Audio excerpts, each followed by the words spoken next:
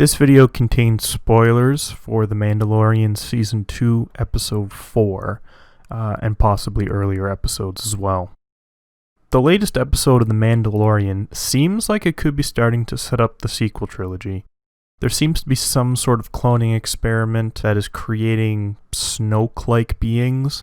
So is The Mandalorian setting up Snoke's origin? Or maybe, as I think is possible, is it setting up his non-origin? Let me explain what I mean. So, assuming the beings in the tanks are supposed to be attempts at creating Snoke, things don't seem to be going well. It's mentioned that they need more of the child's blood, the child of course being Baby Yoda. Without it, it seems they will fail at whatever it is they're trying to create. This then creates three possibilities.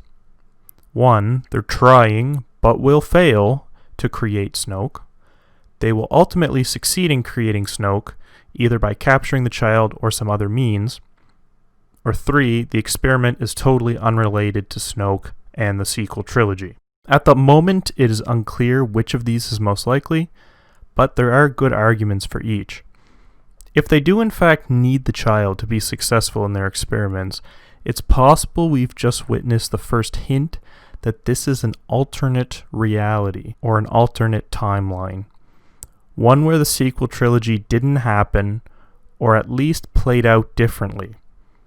This might seem like a big leap, but retconning things in Star Wars is nothing new, although we are talking about saga films, so retconning those would be pretty huge.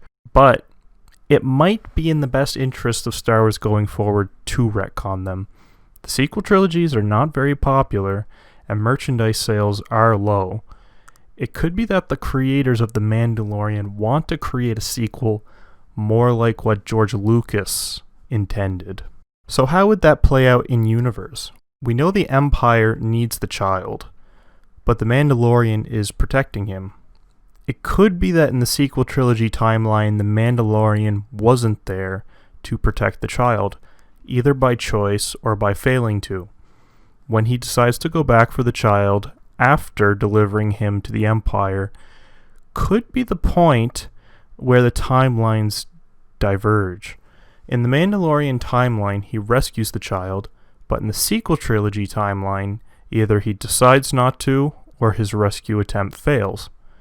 Of course, there is always the possibility that this episode is in fact setting up the sequel trilogy.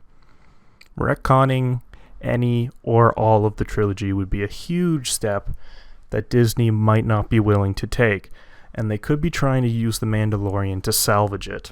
This would be the worst possibility in my opinion, simply because it would be the most boring. For The Mandalorian to simply be setting up one of the worst characters in Star Wars would really be a shame. If we know how the story ends, and it's an ending we don't really like, it could honestly ruin the show. So how would this play out? Well, happy endings aren't guaranteed in Star Wars, so it's possible the Empire gets what they need by the end of the series. Just because he's cute doesn't mean Baby Yoda is safe from a tragic end.